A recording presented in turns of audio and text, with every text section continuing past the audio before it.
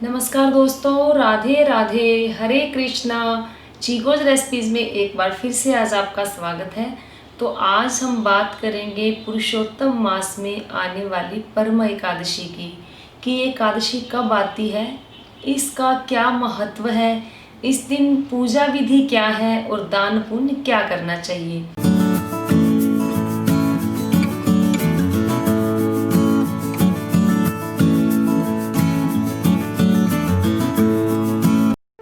Subscribe करें chikoo recipes को और बेल आइकन को टैप करें मेरी हर वीडियो सबसे पहले देखने के लिए।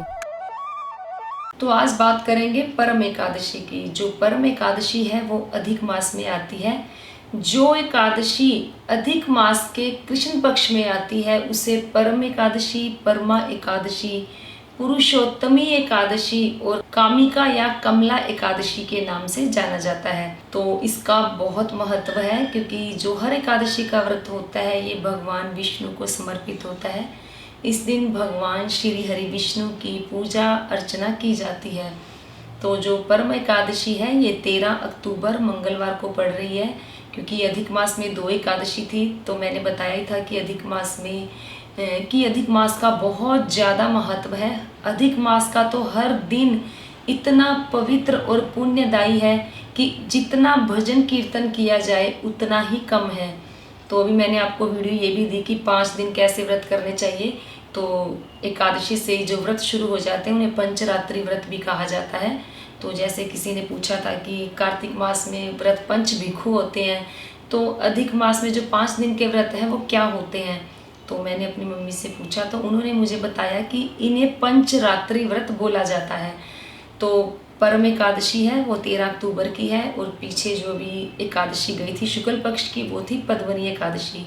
तो अधिक मास में आने के कारण इस एकादशी का बहुत ही अधिक महत्व है। इस दिन दान का अधिक महत्व है, और सभी व्रतों में श्रेष्ठ एकादशी का व्रत श्रेष्ठ है ही, ये भगवान श्री कृष्ण ने स्वयं कहा है। तो धार्मिक शास्त्रों के अनुसार परम एकादशी का व्रत जो है वो परम सुख देने वाला, वैकुंठ की प्राप्ति करवाने वाला और भगवान विष्णु का आशीर्वाद देने वाला होता है, क्योंकि ये व्रत सभी व्रतों में श्रेष्ठ है।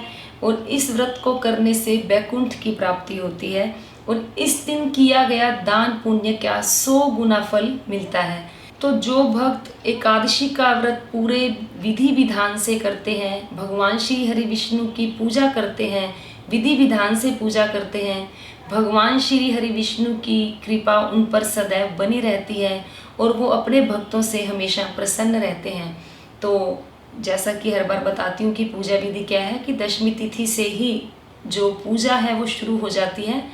तो दशमी तिथि को ही आपको जो भोजन है वो एक टाइम करना है, चावल और खिचड़ी का सेवन नहीं करना है, और दिन ढलने से पहले आपको भोजन कर लेना है, ताकि जब एकादशी का व्रत आप करें तो आपके पेट में पहले दिन का अन्न नहीं होना चाहिए। तो दशमी के दिन रात को भी आपको पूजा अर्चना करनी चाहिए। उस दिन हो सके तो भजन कीर्तन भी कर लें। अगर अखंड ज्योत जलाना चाहते हैं इन 5 दिनों में, तो दशमी तिथि की रात से ही आप तिल के तेल से या देसी घी से अखंड ज्योत जला सकते हैं। फिर आती है एकादशी तिथि। तो एकादशी तिथि को आप सुबह उठेंगे, उसके बाद आपको करना है स्नान का जो पानी है उसमें आप गंगा जल डालें। अगर घर के आसपास कोई पवित्र नदी है तो उसमें भी आप स्नान करके आ सकते हैं। पानी में आप गंगा जल डालें और उसमें आप तिल भी डाल सकते हैं। उसके अंदर आप जो आंवले का चूर्ण है वो भी डालकर आप स्नान कर सकते हैं। फिर उसके बाद आपको पीले रंग के वस्त्र धारण करने, यानी कि जो पीले कपड़े पहनेंगे, उसके बाद आपको जो पूजा अर्चना करनी है।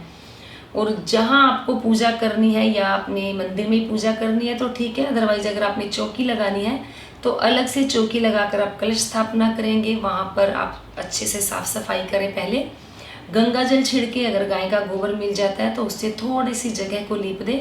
फिर उसके बाद वहाँ पे लाल कपड़ा बिछाकर चौकी पर वो स्थापित करें, उस पर कलश की स्थापना करें।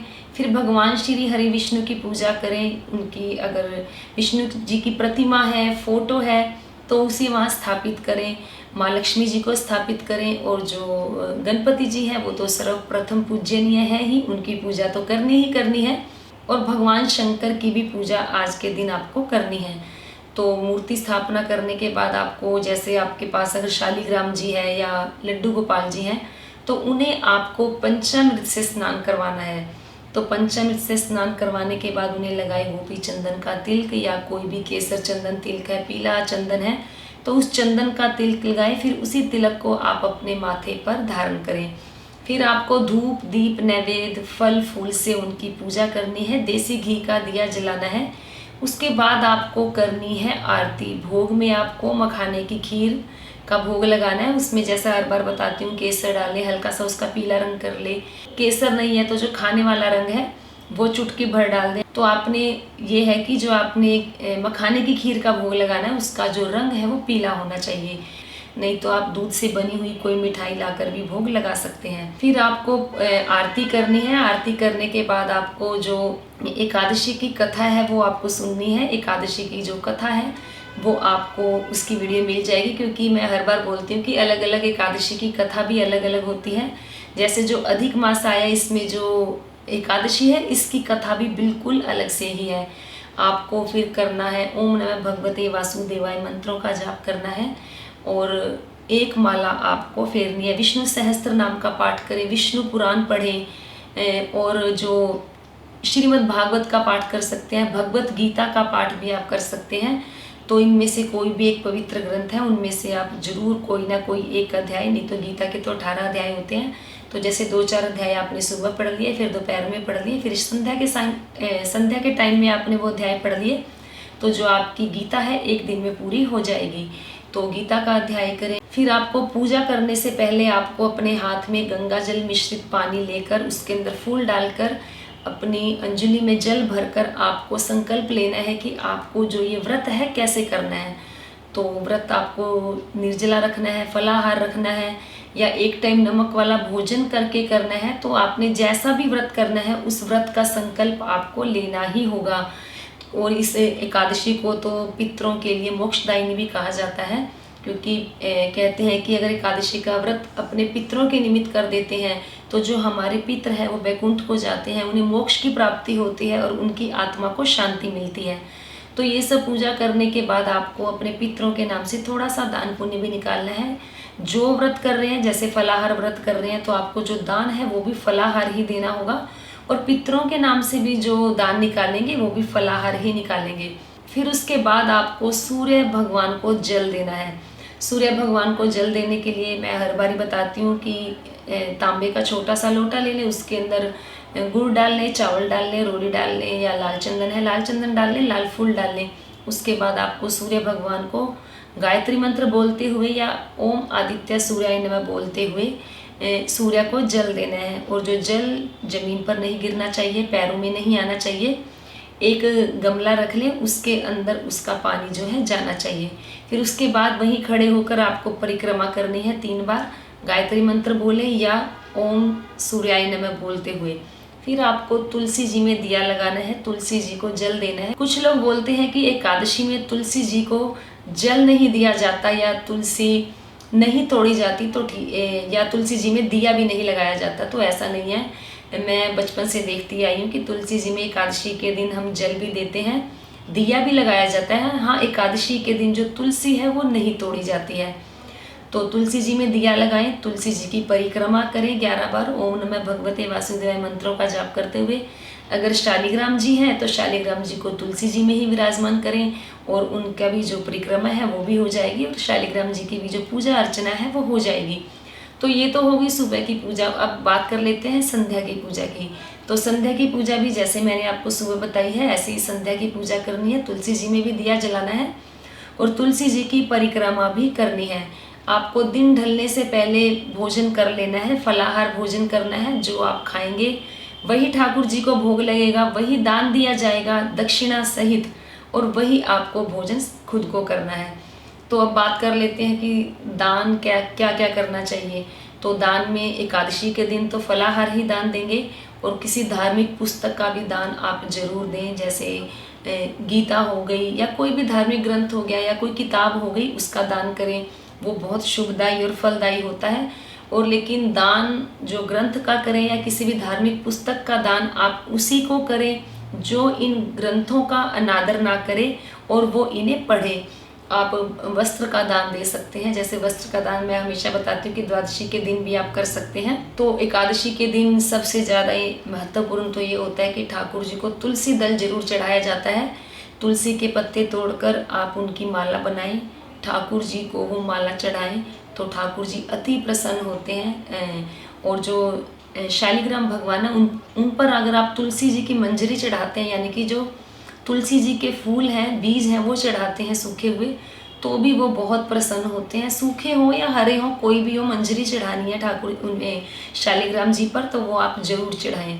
हाँ, ये है कि तुलसी दल जरूर उनके भोजन में भी होना चाहिए और उनके पास भी तुलसी दल जरूर रखा होना चाहिए। तो आप लोग बोलेंगे कि मैम तुलसी दल नहीं है, सूखी तुलसी है या क्या है। कोशिश करूँगी इसके ऊपर भी आपको एकादशी से पहले एक वीडियो मिल जाए। तो तुलसी दल आपको भोग में जरूर चढ़ाना है। तो ये तो हो गई एकादशी तिथि के दिन आपको क्या दान करना है, व्रत कैसे करना है, पूजा कैसे करनी है। और कई लोग पूछते हैं कि व्रत कौन कौन कर सकता है। तो जी, एकादशी का व्रत कोई भी कर सकता है। जिन्होंने जैसे अभी पिछली एकादशी गई है पुरुषोत्तम मास में, वो एकादशी नहीं भी की है तो इस एकादशी को करके आप पुण्य प्राप्त कर सकते हैं। तो एकादशी का व्रत कोई भी कर सकता है अपने शारीरिक सामर्थ्य के अनुसार, जैसा वो चाहे। हाँ, सात्विक भोजन होना चाहिए, प्याज लहसुन तो नहीं खाना चाहिए और चावल भी नहीं खाने चाहिए। तो पता ही आप लोगों को एकादशी के दिन चावल नहीं खाया जाता। और एक बार किसी ने मुझसे बोला था कि मैम एकादशी के दिन मैं चावल बीन रही थी तो मैंने मुंह में चावल डाल दिया, मेरा व्रत टूट गया। तो बिल्कुल इसीलिए कहा जाता है कि एकादशी के दिन चावल को हाथ भी नहीं लगाना चाहिए, क्योंकि गलती से अगर हमारे मुंह में चला जाता है तो जो हमारा व्रत है वो खंडित हो जाता है। तो एकादशी का मैंने सारा आपको बताया कि पूजा विधि, दान, पुण्य क्या है। तो अब बात कर लेते हैं द्वादशी तिथि की। तो जो द्वादशी तिथि है वो 14 अक्टूबर की होगी, एकादशी 13 अक्टूबर की है। तो द्वादशी 14 अक्टूबर को आपको व्रत का करना है पारण। व्रत का पारण का टाइम है 14 अक्टूबर सुबह 6:19 से लेकर 8:40 तक रहेगा। इस दौरान आपको अपने व्रत का पारण कर लेना है। तो सुबह अपने स्नान आदि करके नित्य कर्मों से निवृत्त होकर पूजा पाठ करें। ठाकुर जी को तुलसी दल आपने पहले दिन तोड़ा हुआ होगा तो ठाकुर जी को तुलसी दल चढ़ाएं। पंचामृत से स्नान करवा सकते हैं तो बहुत ही अच्छी बात है, पंचामृत से स्नान करवाएं। उनकी प्रॉपर पूजा करें जैसे आपने एकादशी के दिन पूजा अर्चना की है। फिर उसके बाद आपको भोग में उन्हें लगाना है अन्न का भोग, और उसमें चावल जरूर होना चाहिए। दान भी आपको देना है तो चावल का दान देना है, अन्न का दान देना है। तो उसके बाद आप दान देने के बाद स्वयं ग्रहण करें। तो ये आपका हो गया व्रत का पारण। तो बस ये सिंपल सी साधारण सी पूजा मैं आपको हमेशा बताती हूँ। और ये जरूर कहूँगी कि इस बार अधिक मास है तो एकादशी का व्रत जो लोग नहीं भी करना चाहते तो वो एकादशी का व्रत जरूर करें। ये ना सोचे कि कब से शुरू करना है, कब से शुरू नहीं करना है। तो इस एकादशी का व्रत जरूर करें। तो उम्मीद करती हूँ आपको मेरी आज की ये वीडियो जरूर पसंद आई होगी। तो वीडियो को लाइक करें, शेयर करें, चैनल को सब्सक्राइब करना बिल्कुल ना भूलें। हमेशा की तरह अपने सुझाव देते रहें। आज के लिए इतना ही, फिर मिलते हैं। धन्यवाद। हरे कृष्णा।